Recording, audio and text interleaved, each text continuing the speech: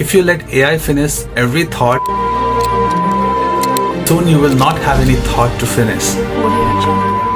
Last week, one of my friends submitted an entire essay written by ChatGPT in under 5 minutes. It got an A, but when professor asked him a question about his own thesis, he froze. He was unable to answer any question. That's when it hit me. We are all becoming mentally lazy. We are getting addicted to outsourcing our thinking. And the worst part is, we are not even realizing that this is happening as we all talk. This is not a rant about AI. This is a wake-up call. Because if you're using the ChatGPT as the way it is now, you are killing your brain. Let me show you what is happening inside your brain and how to stop it before it's too late. In this video, I will go through ways to use ChatGPT in optimal way that can help you use AI tools more efficiently and at the same time not outsourcing your thinking capacity. Now let's go to the first section of this video, the hidden mental trap. Your brain is like a muscle. The more you use it, the more stronger it gets. In other words, use it or lose it. But AI is making us skip this mental exercise. In last 2 decades, what happened is that Google made us forget about the spelling,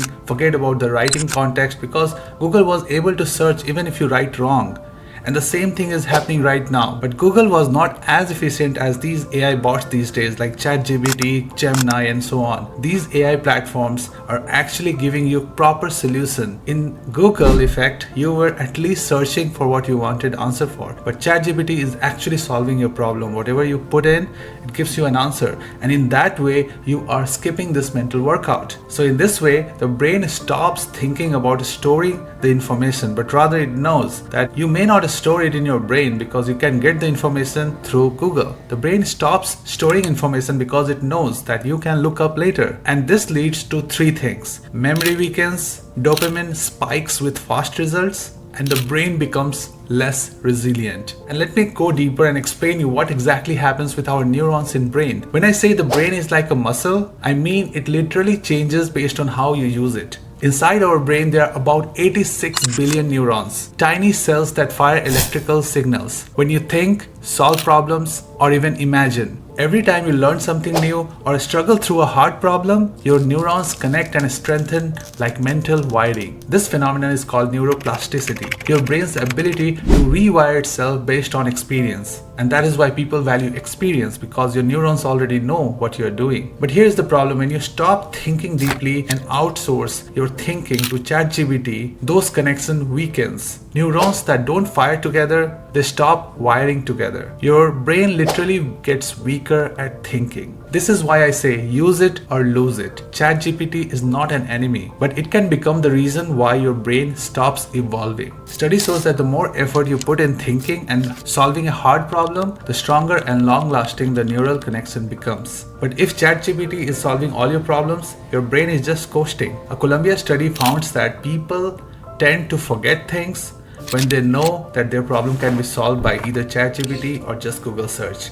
And this should not happen to you. So far, if you like this video, don't forget to share with your friends who are using ChatGPT for all their question and answer. In fact, using it for even emails or solving their problems in real life. So this is a wake-up call for you as well as for your friends. So don't forget to share, and it would mean the world to me if you like and subscribe to this channel. It helps a lot. Now getting back to what ChatGPT is doing to your brain. And here's the scary part. ChatGPT is not just changing what we do, but it's also changing what we think. And that's something that we should work on. It is common in people who are using ChatGPT for almost every task that they are forgetting things, giving shallow explanation, and they have the loss of originality. If you let AI finish every thought, soon you will not have any thought to finish. Think about it. Ask yourself, when was the last time you wrote something from scratch without using ChatGPT? Give me your answer in the comments below, and I will be very interested to know your answers. Now getting back to my friend who used ChatGPT to write his essay. He told me something that struck me.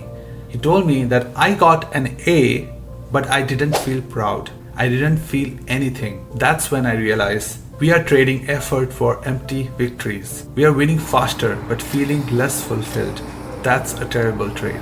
And don't get me wrong, AI is not evil, but we need a strategy. Here is how to use ChatGPT without killing your brain. Number 1, the pause rule. Before you ask anything to ChatGPT, try to solve your problem. Write it down. For example, I personally do is if someone emails me, I write it myself and then ask ChatGPT to see if there is any grammatical problem, if the context is right or wrong, if it looks more aggressive or more friendly. These are all things ChatGPT can do very efficiently. But if you want ChatGPT to write response for you, you are actually forgetting how to write emails. And this is the truth about everyone. Try solving it yourself first, and then compare your answers with ChatGPT. What I personally do is I try to solve the problem and then ask ChatGPT and compare the answers and then correct myself if there are any changes needed. But a lot of young people are nowadays forgetting how to write email because they are outsourcing all their emails to ChatGPT. And that's the scary part. You should not use it this way. Number 2, write first, prompt later. Draft your thoughts before asking from ChatGPT. This keeps your brain active. Number 3, idea gym. This is very interesting one. Think about it. Use ChatGPT to challenge you, not replace you. Ask some questions and ask ChatGPT's thought on it. Ask to debate you, punch hole in your ideas, or give counter arguments. And I use all the time. Being in financial industry, you all can do this. First think about some solution that my finances is this. What do you think would be the optimal next move? And then ask ChatGPT and see how they answer you. And if it is different from yours, then ask ChatGPT again that why you think in this way, I thought in this way, and then compare. Then ask ChatGPT to critically evaluate your thoughts and critically evaluate its thought. And in that way, you will have so many counter arguments that you will definitely learn a lot from it. So in that way, you can use efficiently any AI bots. So overall, I want to say that let AI sharpen your thinking, not replace it.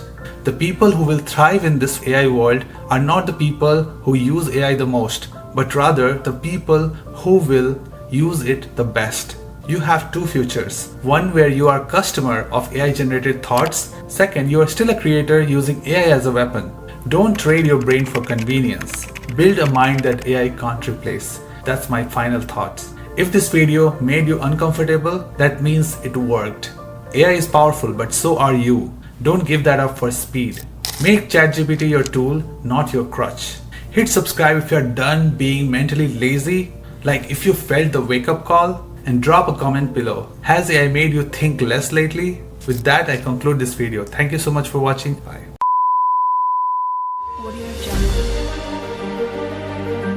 AI is far more dangerous. Hey Mom, hey Dad. It's me, Ella. Well, a digital version of me. Just a bit older. Amazing what technology can do these days, isn't it? All you need are a couple of pictures, like the ones you share on social media, where they can be taken and used by everybody. Maybe the beginning of a horrible future. A future where my identity can be stolen just like that. Where I can go to prison for things that I would never do. Imagine my credit score being destroyed, Dad. Or my voice copied to scam you, Mom. Mom, I'm in trouble. I need you to send me money, please. And I certainly don't want this. So please, Mom. Please, Dad. Protect my virtual